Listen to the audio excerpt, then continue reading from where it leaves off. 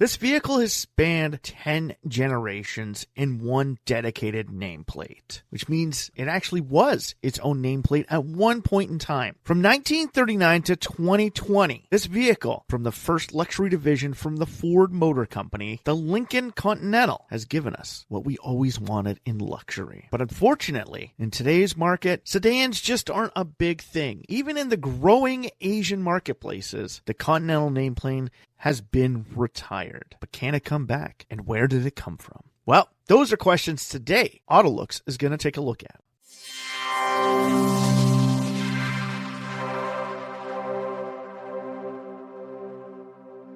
Welcome back to the AutoLooks podcast. I am your host, as always, the doctor to the automotive industry, Mr. Everett J, coming to you from our host website. That is AutoLooks.net. If you haven't been there, stop by, check it out, read some of the reviews, check out some of the ratings. Go to the Corporate Links website page, big or small. We have them all, car companies from around the globe, all available in one direct location. That is the AutoLooks.net website.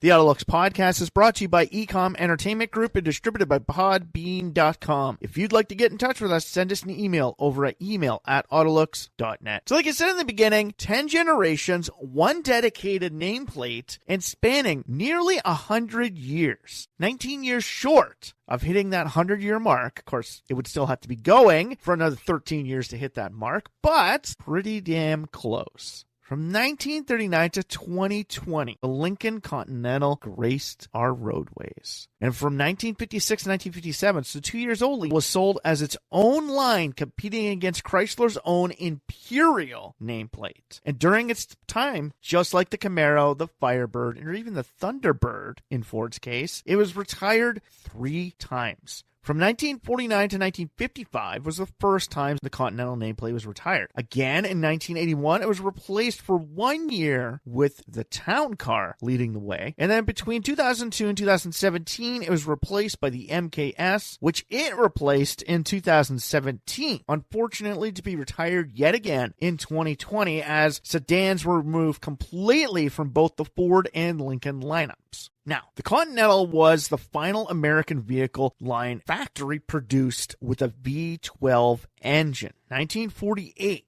was the last American vehicle factory produced with a V12 engine. That's a long time, 1948. The final 4-door convertible came out in 1967, and we all know about the 60s Lincoln Continental. Oh yeah, being that famous vehicle that the Kennedys rode around. Unfortunately, JFK was shot in one, but we all remember that car. We'll get into that a little bit later. The 9th generation was downsized by Ford for the 1980 model year, and the first Lincoln Continental was produced as a personal vehicle for the Ford Motor president, Edsel Ford. Yes, Edsel Ford is essentially the creation of the Lincoln Continental product line. He wanted to complete by his vacation in March 1939. So essentially, he went to the company and said, I want a vehicle that I can go on vacation with. I want this nice convertible. I want to ride in luxury. And I'm tired of doing it and everything else. Like, our Fords just don't cut it. I want luxury. We get it. Lincoln's here, but I want top tier luxury. And I want this damn thing complete by March 1939 before my vacation starts. Stylish Eugene T. Bob Gregory used the Lincoln Zephyr as a starting point, and he made the design sketch in an hour. Now, this is 1930s, okay? Making a design sketch for an amazing product in 1 hour is crazy. Now, we get it. By today's standards, we can do that. Hell, you can freaking draw something up, throw it through a 3D configurator that uses artificial intelligence, and create a car from the most basic design of all time. I actually did it. Now, he wanted to revive the popularity of the 29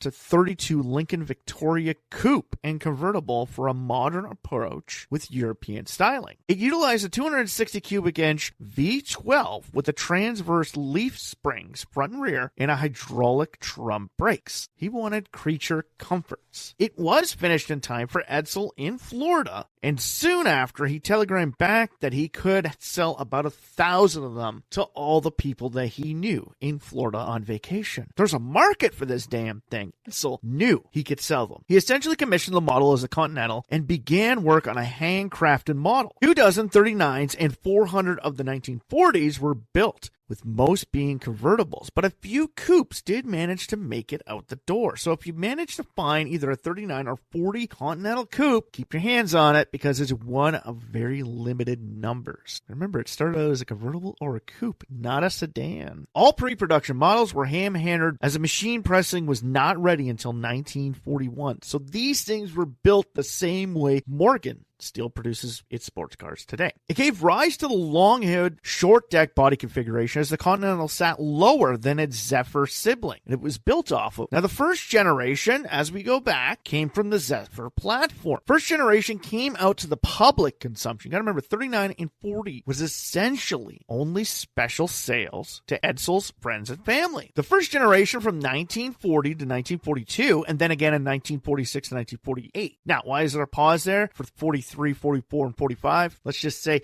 World War II happened. Yeah, the models disappeared. 39 to 41 saw the changes to the original design, with its first change happening in 1942. 1942 saw the drop of the waterfall grille. Oh, it's beautiful. Go back and take a check at that. The beautiful waterfall grille. You have to remember, that was one of those things that Buick had back in the day too, in place of a new revised grille and headlamp setup. This made the 42 less graceful than the original, although it kept up with the original designs of the time and wanted to stay in the world of the automotive industry, but wasn't as elegant as the original. The flames were short-lived as the U.S. entered World War II after the bombing of Pearl Harbor, which we all know that amazing joke that Donald Trump made to the Japanese ambassador. Well, you guys know about the surprise. You never told us about Pearl Harbor. It's like, really? Really, buddy?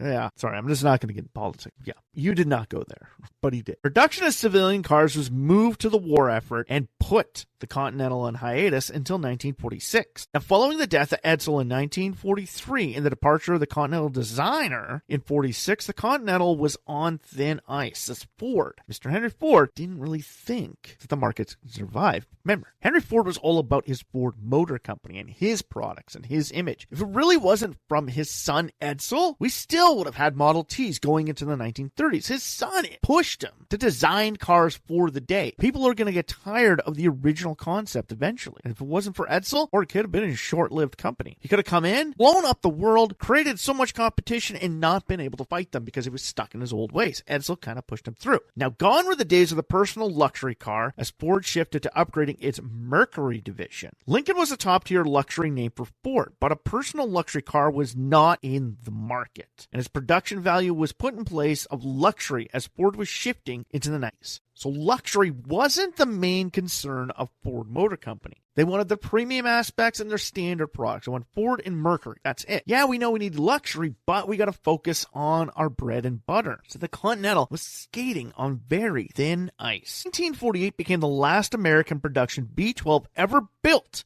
bringing an end to the original vision that Edsel Ford had. And unfortunately, after 1948, Continental would disappear until Ford Motor Company realized the luxury market was booming, not just globally, but in its home market. Cadillac was taking off, Packard was growing, and Chrysler spun off its Imperial nameplate to create a top-tier luxury marque that runs in the same likes of Rolls-Royce, Bentley, and Maybach. Yeah, it saw that it needed to change, and it remembered Edsel's vision with the Continental. The Continental returned after an 8-year hiatus and came with its own brand. The second generation was the only standalone generation for the Continental brand. So, essentially the second generation Lincoln Continental was the first generation of the Continental and the only generation of the Continental brand from 1956 to 1957. Ford did this to create a namesake for its flagship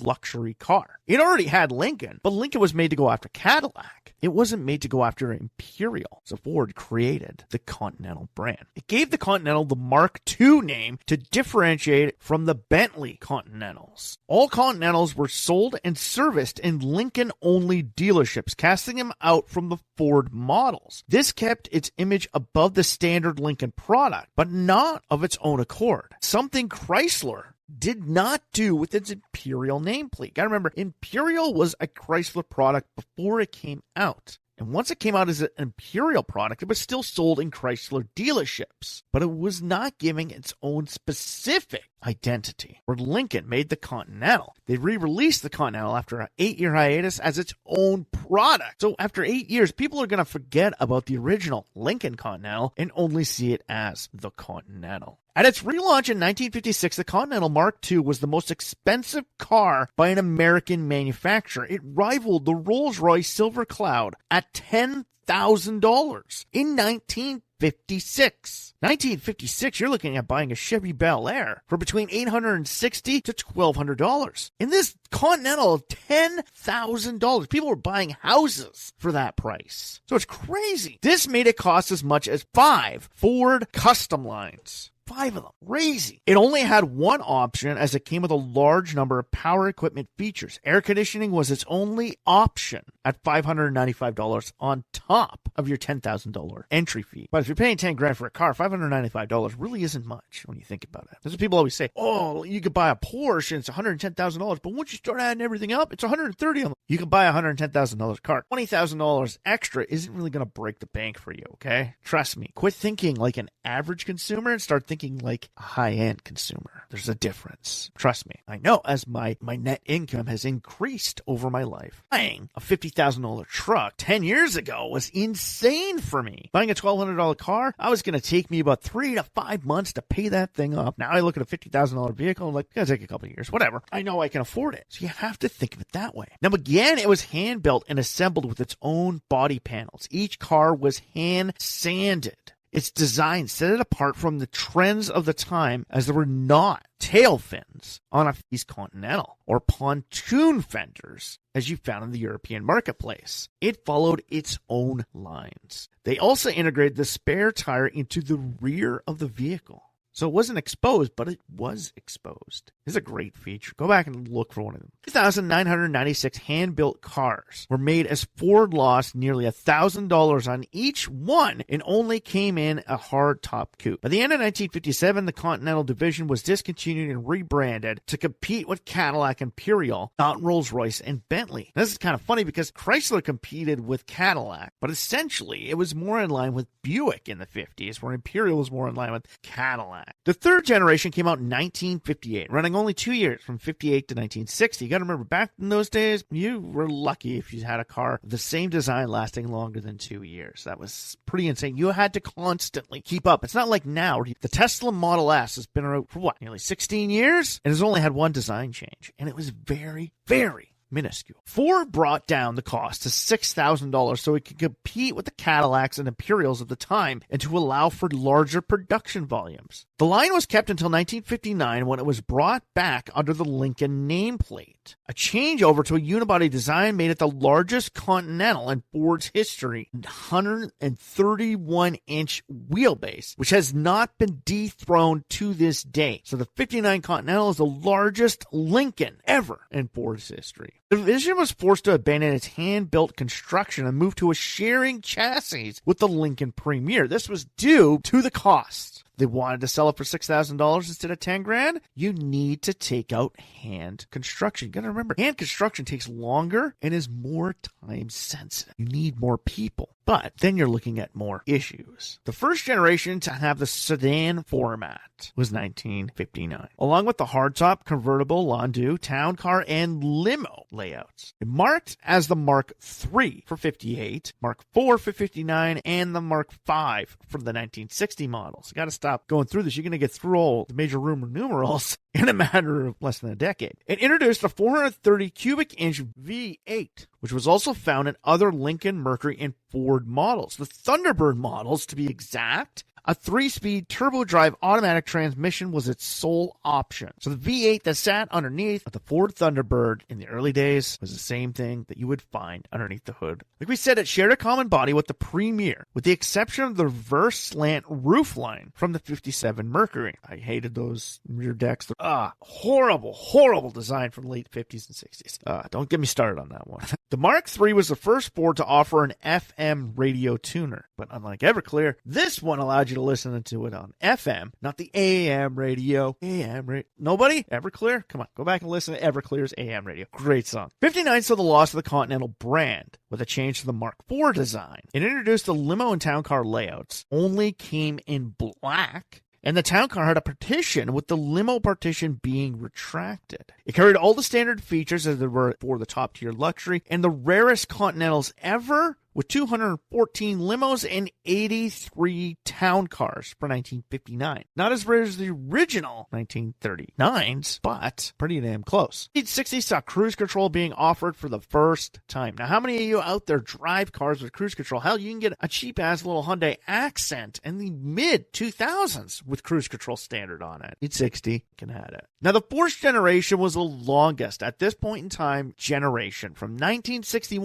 to 1969. Now, there were design changes, but its platform characteristics ran it as a fourth generation from 61 to 69. As the 61 would take on the role as the Mark III as a return to the original Continental appeal. This made the 58-60 model years the lost years, essentially, as the Marks were not part of the original Continental lineup, or realized that they're using up too many Roman numerals and wanted to make a step back. So 58 to 60, that previous generation did not exist. The original Continental was there. Continental as its own brand, as in Mark II, were there. But 61, it was made to be the successor to the Mark II, even with the recession market in play. The Mark II was the only ever branded Continental product to compete with the direct Imperial. It was to be sold in Lincoln dealers, but not badged as a Lincoln. It is a Lincoln, but it's not a Lincoln. Kind of like how when Genesis first came out, Hyundai marketed them as the Genesis product, even though they were Hyundai Genesis products, eventually being spun off to its own division.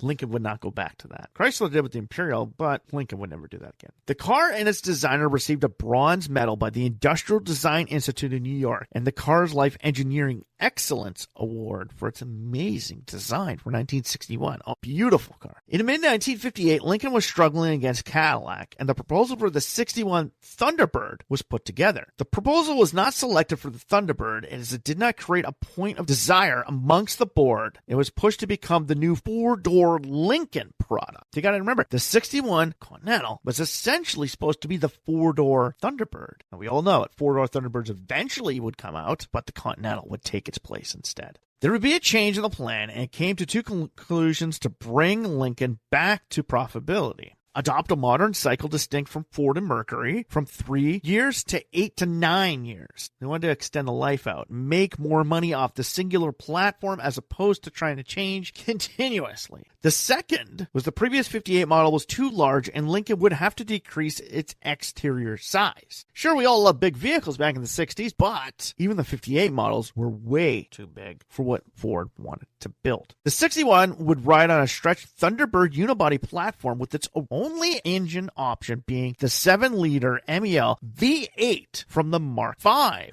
Now, it had an engine from the Mark V, even though it's the Mark III. This is where things get a little fucked up. Like we said, 58 to 60, lost years. Those marks don't count in the Mark nomenclature for Lincoln products. The 69 saw the introduction of the 7.5-liter 385 Series V8. This would be the largest displacement engine ever used in a Ford sedan. 7.5 liters. That's huge. It's only offered as a four-door sedan or convertible with rear suicide doors, the first since 51. Now, we all remember the suicide doors. They actually did that again for 2020. We'll get to that eventually. The 61 to 63 Continental replaced the Premier and Continental Mark V. In 64, the size increased from 123 to 126 inches to increase rear leg room with its first mid-cycle refresh. The side glass was changed with a flat glass to increase rear headroom from the curved glass. You didn't have to bump your head against the side of the door. This debuted in the Continental Town Brougham concept car with a 131-inch wheelbase and a retractable glass partition between the front and rear seats. Eventually, that moved its way into the Continental product. 66 was the second mid-cycle refresh. This introduced the front engine design to better suit the times. The introduction with the two pillarless hardtop models, yes, pillarless means it's a hardtop, to compete with the Coupe de Ville and the Imperial Crown Coupe. The convertible stayed on as a four-door only. No more two doors, just four-door. Amazing. We love the four-door convertibles. And the pricing was dropped by $600 to increase sales, which worked out with a 36% increase over 1965. This was done even with keeping all the original options and features. Now, 5 inches was added to the size to increase the rear leg room once more because they wanted to create comfortable vehicles. 67, we saw minor updates with the remove from the star emblem to the front fenders being the most notable. Lap safe safety belts became standard equipment along with engine-absorbing steering columns due to a new safety regulations. Got to remember, unsafe at any speeds, we're starting to push safety in vehicles. But who started pushing safety in vehicles? Preston Tucker. Only took GM, Ford, and Chrysler over a decade. Added to this were indicator lights for the oil pressure warning, open trunk, and cruise controls. The 67 would be the last year for the convertible, marking end to the last four-door convertible ever sold in America. We all miss it, and we all wish they would have done a four-door convertible for one of the new ones, or even do it with the 300 Charger, but nobody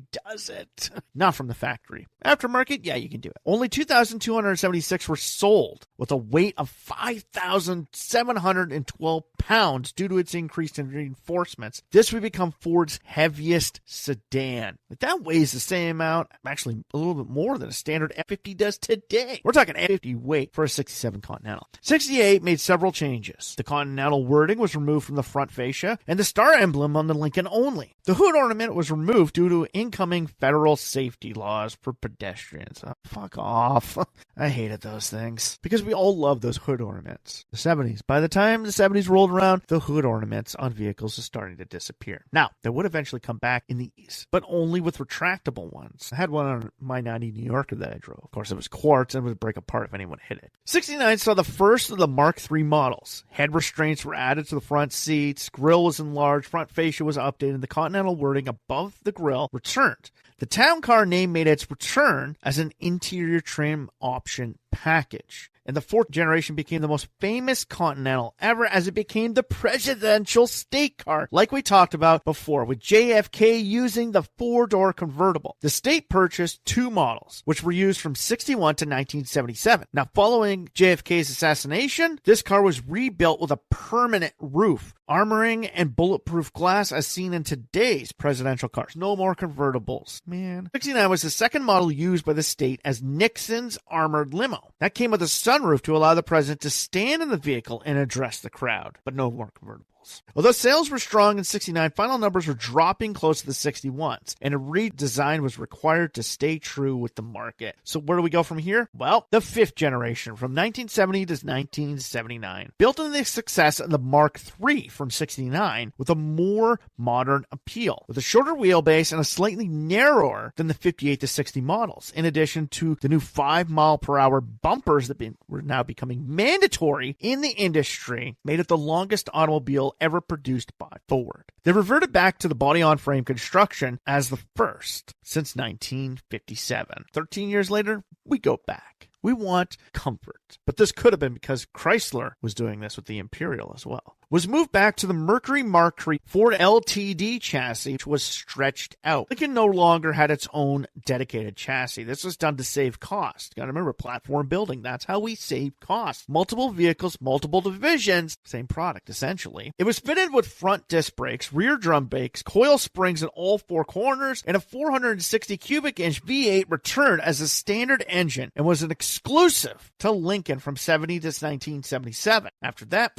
we're talking Ford and Mercury. We're able to get their hands on it. This was changed in California in 1977 model year to a 400 cubic inch V8, with the other 49 states getting a 460 cubic inch V8. So if you ever find a 77 model with a 400 cubic inch V8, that's a California model. Yeah, to meet these new environmental standards. Off. The 460 was later dropped across the line from 1970 to try and meet the new emission standards coming in. Now, the LTD and Marquis chassis brought in four-door standard doors, as it was too costly to add the previous suicide doors. But we love them! It offered a two-door hardtop and a four-door sedan with no convertible option, unlike its Ford counterparts. Fuck, man. I really wanted that. A major revision was done in 1975 to redesign it, but not its full size. From 77, it was the largest mass-market sedan produced worldwide, other than state limos from Mercedes-Benz, Rolls-Royce, or ZIL. The 77 Lincoln Continental held that title. Cadillac and Imperial had downsized their models, but Lincoln wanted to keep the creature comforts alive in their vehicle. In 1979, a change to the sixth generation saw the loss of the large sedan, as Ford marketed the 79 as the last American traditional or large sedan in the United States. Panel roofs were available on the town car models only, which only came as four-door sedans for 1970. That sucks. 71 saw a change in styling to differentiate it from the Marquis. A 50th anniversary edition was added as the Golden Anniversary anniversary town car. All standard 25 paint colors were available with a special gold moon dust metallic paint option, which sold only 1,040 examples. Now, the 50th anniversary of Lincoln with its Continentals and the moon dust metallic paint could be a collector's item. Point that out there for you. It came with 22 karat gold plated keys, which came in a jewelry box. Imagine how much those are worth. 1,575 examples were sold, with 1,500 of them going to consumers, and the 75 additional ones for Ford employees only. Oh yeah. Kick ass. Kind of reminds you of the Cyclones, right? When they brought back the Middle Eastern ones. The Saudi Cyclones. In 72, the 460-inch V8 decreased compression to adapt to new unleaded gas and new emission regulations. This saw a drop in output and became the last of the Lincoln-only engines were lost as Mercury began using the 460 V8 for the marquee models. 73 brought into compliance with federal crash safety standards and the addition of the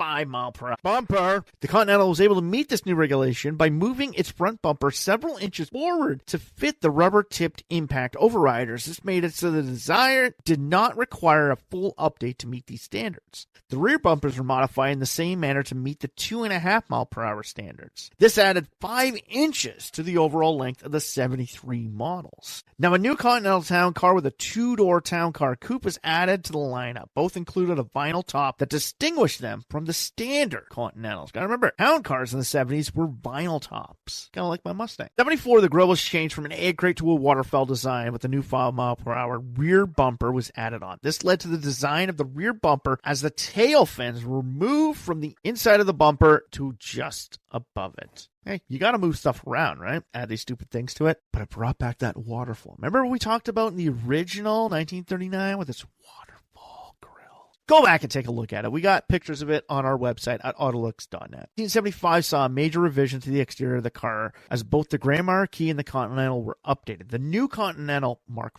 IV was to hit the market with its own styling, further differentiating it from Mercury. It became the first American car to be fitted with 4-wheel disc brakes as an option from Bendix. The 460 V8 was fitted with catalytic converters, which ended its compatibility with leaded regular gas. They extended the B pillar to better distinguish themselves from Cadillac, the special Brougham layout. And the roofline was completely redesigned with the fully pillared roofline and square opera windows on the coupe. Everybody loved those opera windows. They were nice. 76, the design stayed the same, something which had never been done since 1963. Now, the price was dropped because they kept the standard product, as more features became optional extra equipment. By 1977, wide Mercury-style grille was replaced with a Rolls-Royce-inspired radiator grille. This style would follow the Continental all the way up to 1997. One cool thing about 77, from 77 to 79, saw the Williamsburg edition of the Continental Town Car. Only models sold with two-tone paint, full vinyl roof, in-striping power windows, heated vanity mirrors, and a 6-way twin comfort lounge seats as standard equipment. There you go. There's another collector car. 77 to 79 Williamsburg edition Lincoln Continental Town Car. Not a heck of a lot of them out there. Go find one.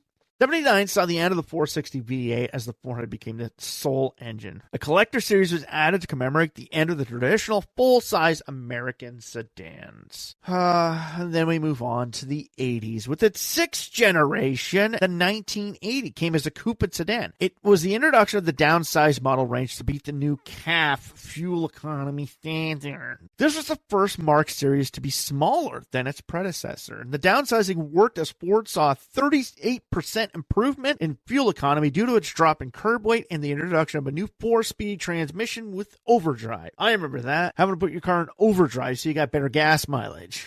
Yeah. Old school days. Went from the worst CAF standards in 1979 to the best CAF standards in 1980. 1 year, the Continental went from the worst to the best. But it also shredded 10 inches of wheelbase, 14 inches off its overall length, which dropped its weight by over 1,000 pounds. 1980 was still a body-on-frame design layout with rear-wheel drive, and now came with a fuel-injected 5-liter V8 with 129 horsepower. Kind of measly by today's standards, if you think about it. Now, it could be had with a 351 cubic inch Windsor V8, and there's a reason why it could only become with the Windsor V8, not the Cleveland V8, is because in 1980, the entire production run of the 351 Clevelands was now bought purchased and paid for by Pantera. Yep, the Tommaso Pantera production model held the rights to all of those engines. They held nearly 5 years worth of production from Australia, the last place creating the 351 Cleveland engines, one of which sits underneath the hood of my 70 Mustang. Yeah.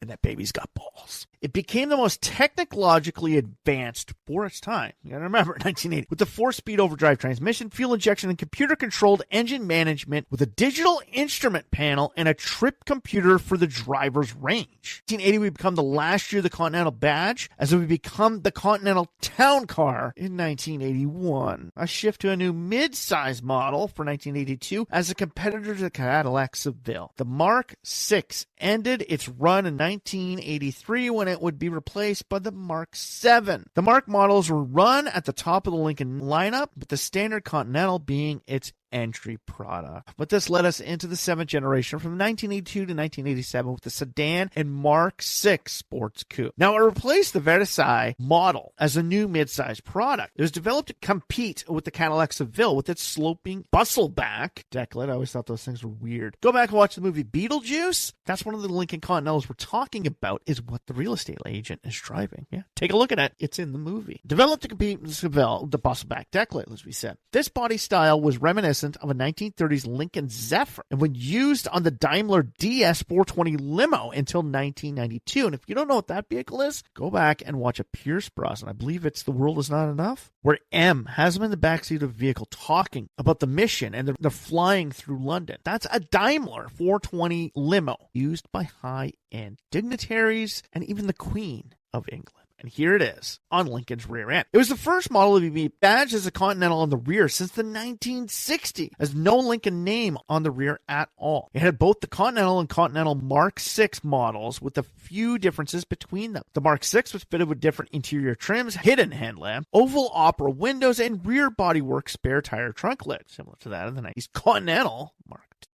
The Town Car took over the role as a full-size offering from Lincoln. Now it moved to the Panther platform, now used for just the Town Car, to the rear-wheel drive Fox platform. The greatest thing about the Fox platform is the Fox platform was also used underneath of the Ford Mustang. Because the Mustang was built as a rear-wheel drive product, Lincoln wanted that platform for its top-tier coupe models. So yeah, those old Mark VIs from the 1980s, that is essentially just a Mustang platform in a tuxedo. It introduced gas shock absorbers for the first time in an American car company and fitted Ford's new mounted keypad system, Securicode, to the outside of the vehicle. Now, something you can still find these days with a punch code instead of having to have your key is one of the earliest easy ways to get into a vehicle. In 1984, we saw the introduction of four-wheel air springs from the Mark VI. This used a computer to maintain the constant ride height and the introduction of a diesel engine, the 2.4-liter inline-6 turbo diesel sourced from BMW with a ZF 4-speed automatic transmission. Now, unfortunately, this diesel came with dual exhaust and a heavy-duty radiator, which would later be used by the Mustang Cobra R. Even with 35 miles per gallon on the highway, the diesel option did not sell well, with only 1,500 units being sold, thus being dropped for 1985. So finding an 84 diesel Lincoln Continental was a great thing, and unlike General Motors, with their use of diesels in the 80s, Ford actually got it right. But you have to remember, they used a diesel engine from BMW. New wraparound headlights were added to the hidden lights being discontinued. This would be as Lincoln last model to feature the option in 1983. Fortunately, the hideaway lights are going away. 85 adopted a 4-channel ABS. It dropped all Lincoln badging and held a non-Lincoln VIN. This was changed to the Continental badge only for 85 on both the sedan and Mark VII coupe. So in 85, you'll only find them as Continentals, not as Lincolns. But it's not a Continental brand like it was for that one specific time in the 1950s. Now, it was offered with a 5-liter V8 or a 3.8-liter V6 carbureted. That replaced the fuel-injected V8 and V6 for 83. And 86 saw the American industry first of the Ford JBL sound system, which offered a compact disc player. This was only 2 years after dropping the 8-track option. Yes, Ford was one of the first car companies to offer a disc player in their vehicles. And just after they got rid of the 8-track. So it's like, ooh, we got the 8-track. We're going to move into tapes. Fuck that. Tapes are over with now. Let's get into the discs. The 8 generation from 1988 to 1994. Sedan only. There's no more coupes. I'm sorry, the Thunderbird and the Cougar are taking over for the coupe. It was now competing against the likes of Mercedes-Benz, BMW, and Audi, and the newly established Acura, Lexus, and Infiniti products. They started development in 1981, utilizing a brand new unibody chassis shared with the Taurus and Sable. Oh, man. And first went on sale in December of 1987. This is the first front-engine Lincoln, and the first since 1948 without a V8 engine. Its power now is 140 horsepower, 3.8-liter Essex V6 with adaptive air ride suspension and variable assist power steering. Output revised in 1990 to 155 horsepower and then 160 by 1993. It helped to double the sales of the previous generation and achieved record-breaking sales for 1989 and 90. But in 1989, the dash was redesigned to introduce standard airbags to the front. This made Ford the first American company to offer airbags as standard equipment. We talked about the airbag. Chrysler was the first one to add it to all of their products as standard equipment, but Ford did it as a first one for luxury cars. This is second only after Porsche in 1987 with its 944 Turbo made airbag standard. As GM was the first one to offer them in the US, but not as standard equipment until when they first introduced the airbag. If you want to hear more about the airbag, go back and listen to our podcast, Airbag, about the entire history of how it got developed, how it got into the automotive industry, and how we utilize it today. Great podcast. Go back and listen to after you've done this one. 1990, we had minor exterior updates to the grille, taillights, and hood ornaments. Yes, now that you can create flexible hood ornaments that would bend over as long as people wouldn't get impaled by them. Could have just added a spring to it in the 1970s. It also saw the introduction of the 50th anniversary model from the original Lincoln Continental. This isn't the 50th anniversary Lincoln. This is the 50th anniversary of the Continental. 1994 model year exterior trim was redesigned and updated. But that went into the 9th generation from 1994 to July 26, 2002, when the Lincoln Continental would disappear for nearly 15 years. It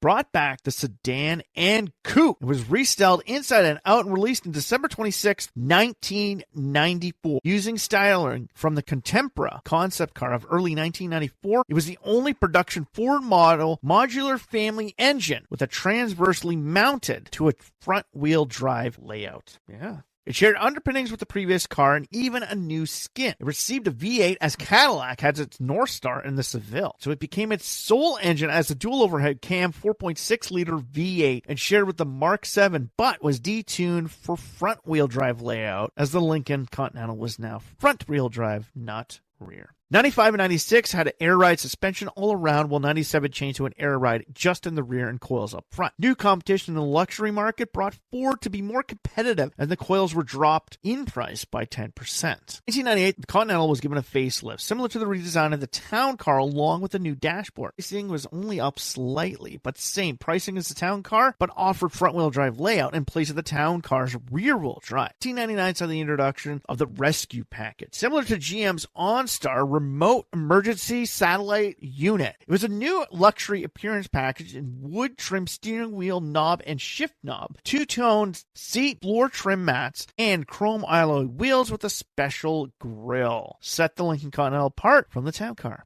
96 was the 70th anniversary of Lincoln, and all around created a Diamond Anniversary Edition, was released. Only key feature was a voice-activated cellular phone for 1996. Cell phones in 96. To commemorate the end of the model in 2002, Lincoln released a collector's edition. There was 2,000 of these collector editions. 2002 Lincoln Continental collector editions produced. That's it, 2,000. It came with walnut steering wheel, instrument panel, and side door trim. CE logos, platinum painted grille, and an exclusive charcoal gray. Now, due to declining sales and overlap from the new Lincoln LS, S built off the Jaguar platform and the Town Car being utilized as standard limo and taxicab services. It competed in the same price range. The final model rolled off the Wixon assembly plant in July 26, 2002 with no direct replacement, as it was not until 2009 when the MKS came in to completely replace the Town Car, which lasted until 2011. The MKS was a front-drive, twin-turbocharged V6 sedan similar to the sizing of the previous Continental. It was eventually replaced by the 10th generation Lincoln Continental. So for 15 years, Continental wasn't with us until the 10th generation came out, which only existed for 3 years. And only as a sedan. On sale in the fall of 2016 and previewed by the Continental concept car from the 2015 New York Auto Show. It was an extended platform from the 7th generation Taurus, and it made it the longest Lincoln sedan since 1979 with 117.9, not a full 118-inch long, with the exception of the long wheel-based L Town Cars. All-wheel drive was an option for the model on select trims, but standard front-wheel drive. Exclusively powered by a 305 horsepower V6 shared with the MKZ and MKS. Optional 335 2.7-liter twin-turbo V6 was available as well, and a top-of-the-line 400 horsepower 3-liter twin-turbo V6 with the highest horsepower ever fitted to a Lincoln sedan, not including the Navigator, has the available 450 horsepower 3.5-liter twin-turbo V6. It introduced the new Lincoln front-end design to the lineup. It included the infotainment button, mounted PRNS, park, reverse, neutral, drive, and sport transmission. The S was for the sport mode, which adjusted the suspension, power steering, transmission for a more spirited driving experience. But you're driving a Continental. Why do you need sport? It came with 4 trim levels, the Premier, the Select, the Reserve, and the Black Label. And to commemorate the 80th anniversary of the 39 Edsel Ford prototype, special coach door edition was made. It featured rear-hinged suicide-style doors, first since 1969. And the rear doors were installed by Cabot Coach Builders after assembly at the Flat Rock Assembly Plant. 6 inches of the frame was reinforced to add to accommodate the rear hinge doors, and only 80 examples of the coach door Continental exist today and sold at a base price for $100,000. In 2020, again, a non-commemorative coach door edition was offered with 150 of them produced. This was due because Ford was ending production of all sedans. On October 30th, 2020, 6 years ago, with no sedan replacement in sight, the Continental rolled off the assembly line one last time. The original conception from Edsel Ford, Henry Ford's own son, to create a premier luxury car was finally over. But in 2020 at the Los Angeles Auto Show, 214.3-inch long rear-wheel drive with a 414 horsepower V12, which is essentially a roof adapted on a 2006 Lincoln Zephyr and the front of a 2007 to 2010 MKX concept car for a new Continental was showcased to us with the possibility of maybe it'll come back. But unfortunately, this just followed the line of the 2015 New York Auto Show, which had the original 3-liter V6 outline, but no transmission or drivetrain.